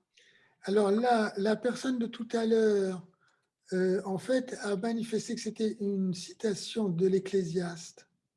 Ah oui, c'est Jean-François, mais qui ne doit pas avoir de micro. Je ne sais pas si je peux poser une question. Alors ça, c'est Magali Rock qui veut te poser une question. Oui. J'ai ouvert la... Oui, Magali, donc tu peux. Peut-être que tu peux pas mettre ta caméra, si. Si. Alors, excusez-moi, moi, je n'ai pas suivi le début de l'exposé, donc j'ai raté la question de la substitution sur laquelle, pourtant, j'aurais souhaité revenir en réponse, au point de Béatrice. Moi, mon impression, c'est la fonction, bien sûr, elle est formalisée d'abord comme un objet mathématique et utilisée par les logiciens pour refonder la logique. Mais pour moi, ce qui m'intéressait comparé à la sémantique médiévale concernant ça, c'est plutôt la sémantique formelle. Parce qu'en fait, la sémantique formelle, elle est également basée sur la notion de fonction. Et donc, en fait, les critères de substitution, notamment, c'est le central, mais effectivement, il y en a d'autres, ils peuvent être utilisés aussi à ce sujet. Et donc, je me demandais dans quelle mesure on pouvait, malgré tout, penser, voir des analogies à ce niveau-là par rapport à ce qui était fait dans ces grammaires latines. Mais en même temps, en vous entendant, c'est pour ça, ma question, elle date d'avant votre dernier point concernant la personne. À vous entendre, j'ai l'impression qu'ici, on assiste comme à une forme de modélisation ou de formalisation qui n'est pas basée sur la notion de fonction, justement.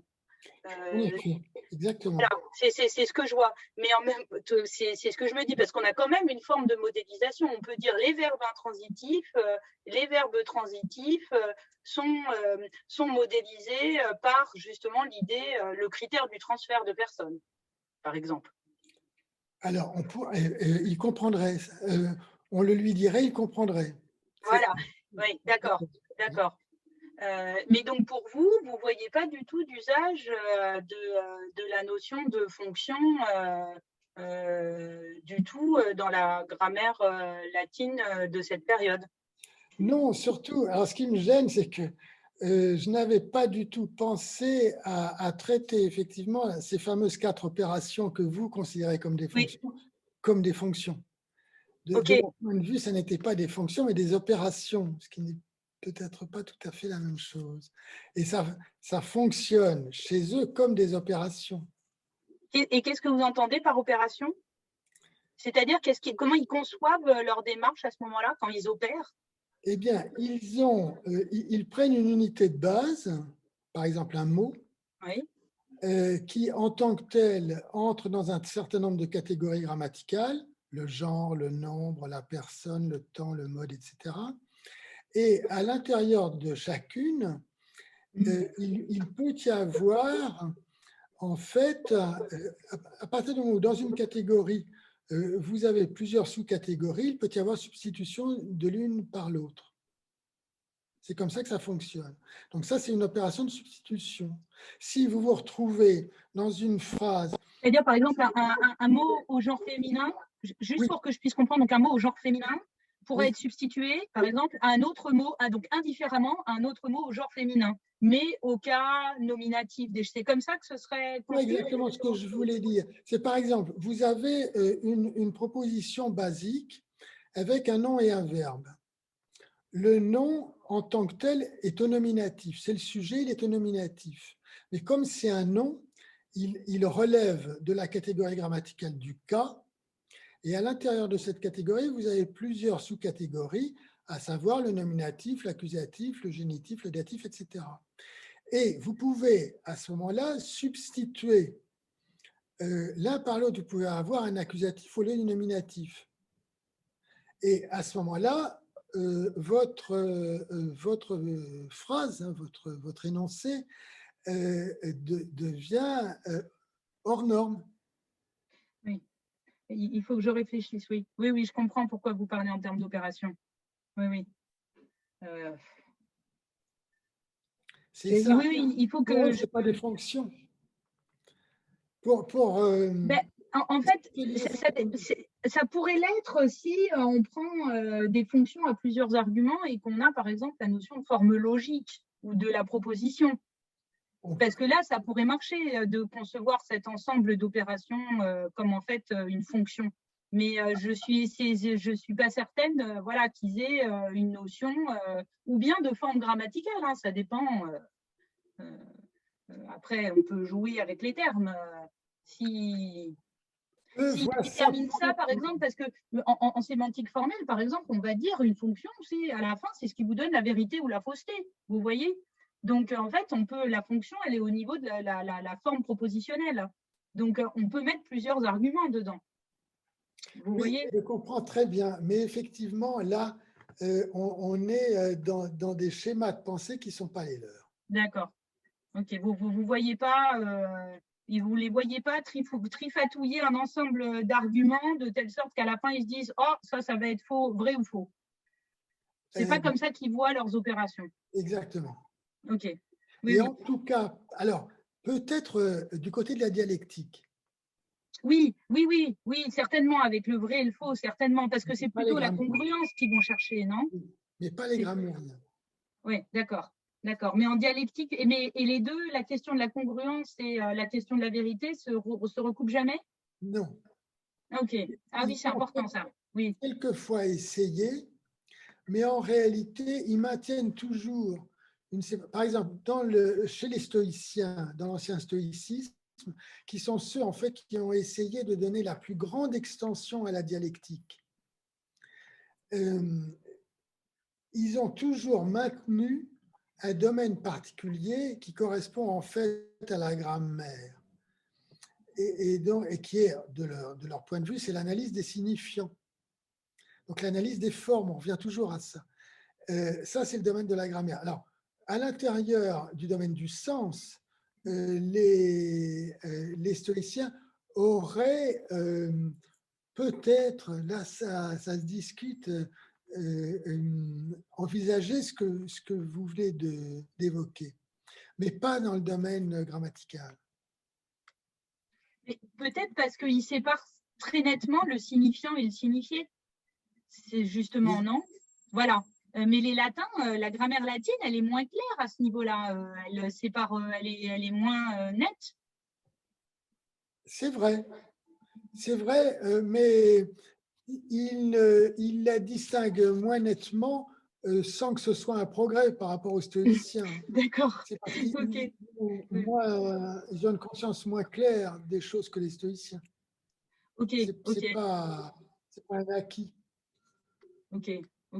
Je comprends. Je vois pourquoi parce que moi, j'étais entrée dans la question par notamment donc, les travaux d'Irène Rosier sur le langage figuré. Oui. Et on avait vraiment l'impression que précisément dans tous les cas qui pêchent, justement, nous suggère l'idée que la question de la congruence et de la vérité, à un moment donné, vont se rejoindre, malgré tout. Et Alors, donc, on a envie d'aller dans la direction d'une sémantique formelle et des fonctions. c'est effectivement le cas des médiévaux. Ok, d'accord. C'est le problème des médiévaux qui ont effectivement, beaucoup plus que dans l'Antiquité, cherché à établir une jonction entre les deux analyses linguistiques, enfin entre les deux analyses du langage, la grammaire et la dialectique. Dans l'Antiquité, ils sont restés beaucoup plus séparés. D'accord. Ok. Merci beaucoup. Oui, merci.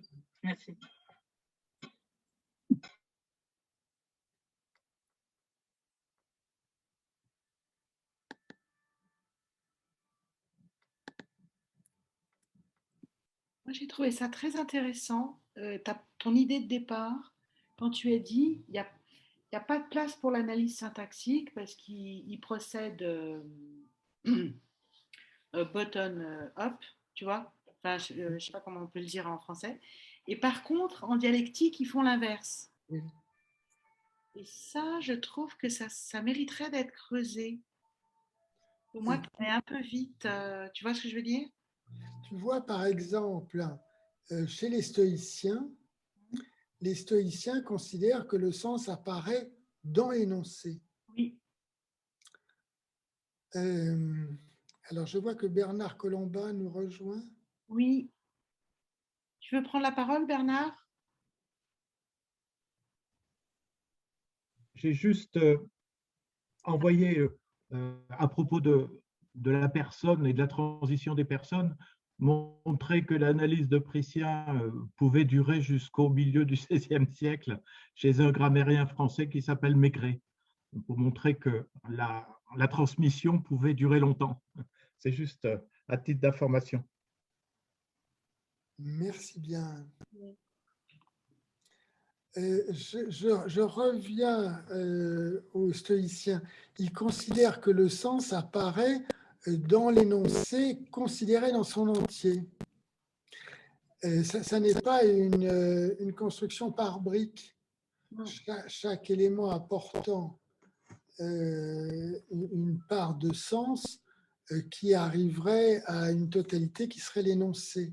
Les stoïciens, alors de façon extrêmement claire, considèrent que le sens apparaît dans l'énoncé et que les éléments qui en font partie sont à la rigueur porteurs d'un morceau du sens de l'énoncé, mais pas d'un sens qui serait le leur et qui contribuerait par agrégation progressive au sens de l'énoncé.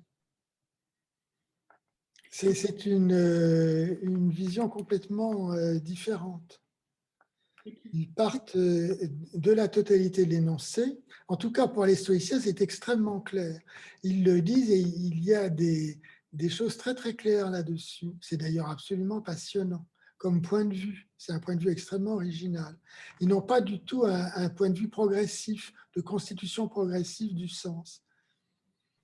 Le sens apparaît dans l'énoncé et dans lui seul. Mais tu passerais le pas alors donc là, tu es en train de dire ce qu'en termes modernes, on appelle une analyse compositionnelle. Oui. D'accord. Donc les stoïciens n'ont pas ça, ils auraient plus une analyse contextuelle. Oui. Et tu relierais ça à l'absence ou à la possibilité de penser en termes de fonction ou pas? C'est-à-dire quand on est... Alors, oui, parce que si tu veux, à partir du moment où tu considères la structure dans son ensemble et que tu pars de la structure, tu la dissocies, c'est ce que fait Aristote, il la dissocie en constituant de la structure. Et donc, tu te retrouves avec un sujet, un prédicat, qui sont ce qui va être effectivement les fonctions de la grammaire classique. Alors que si tu pars des unités, tu restes toujours dans la perspective des briques, c'est-à-dire dans la perspective où chaque élément est porteur d'une part de sens et que l'énoncé est le produit d'un ensemble, d'une agrégation. De l'addition de ces sens, oui. Alors que si tu pars du haut de l'énoncé lui-même, tu vas le dissocier selon des mécanismes qui ne sont pas ceux qui relèvent des parties du discours.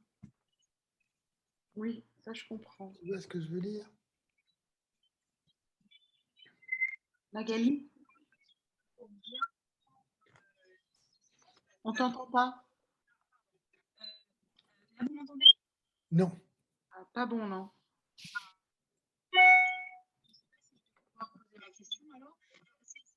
On t'entend pas, on t'entend toujours pas. Enfin, moi, je n'entends rien. Alors, Et là, vous m'entendez? un peu mieux. Bon, c'était juste pour être bien sûr de comprendre de quoi on parle. Pour répondre à la question de Béatrice, on a un principe de contexte. C'est vraiment pas bon, Magali. Tu peux pas. Ça siffle et on. Béatrice, si toi, tu coupes ton micro. Ah oui, oui, attends. Est-ce que vous m'entendez mieux? Non, c'est pas mieux. Être sûr d'avoir compris ce que votre discussion avec Béatrice.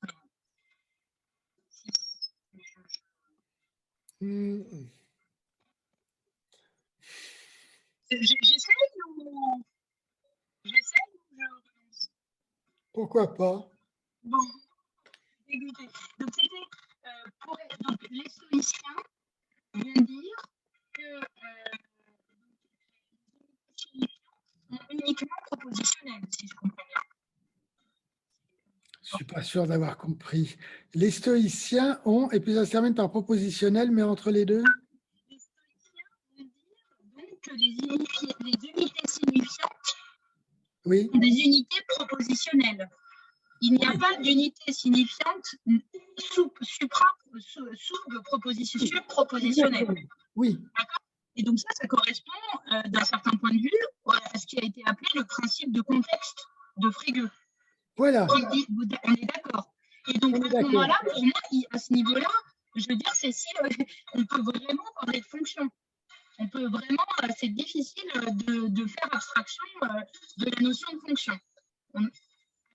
Chez les latins, si je vous comprends bien, du fait, je reformule dans mes mots, du fait qu'on a des unités signifiantes propositionnelles qui peuvent être plus articulées à d'autres pour aussi produire du sens. Oui.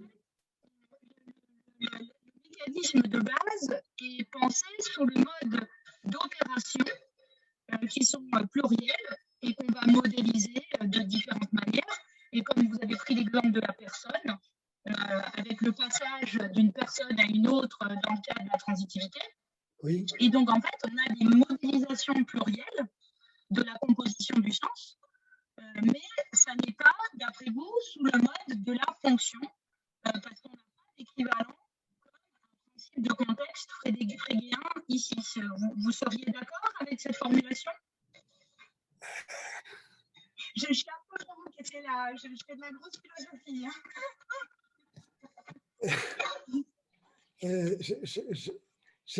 J'ai entendu de façon trop vague. Désolée. Vraiment d'accord. Mais ça m'intéresserait. Est-ce que vous pourriez me l'écrire? Oui, je vais essayer. Attendez. Pas forcément maintenant, parce qu'il est presque 4 heures. Mais est-ce que vous pourriez écrire votre question? Ça m'intéresserait beaucoup, parce que… Moi aussi, je voulais avoir votre avis sur…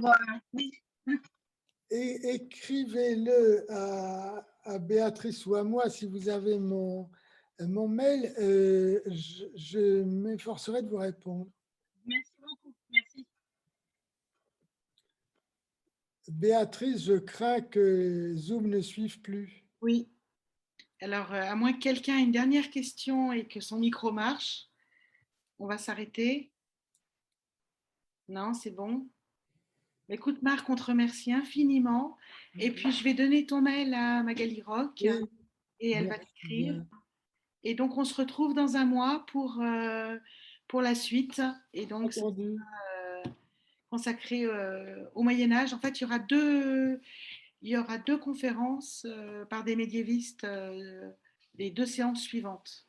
Je les avais groupées, mais en fait, très bien. Ça sera l'objet de 2 séances. Voilà. Et sinon, j'ai reçu de la part des gens qui se sont déconnectés beaucoup de remerciements pour ta conférence. Irène Tamba, merci beaucoup. C'est très clair et elle a beaucoup apprécié. Voilà. Merci, à bientôt. Merci. Merci beaucoup, au revoir. Au revoir. Au revoir. Au revoir.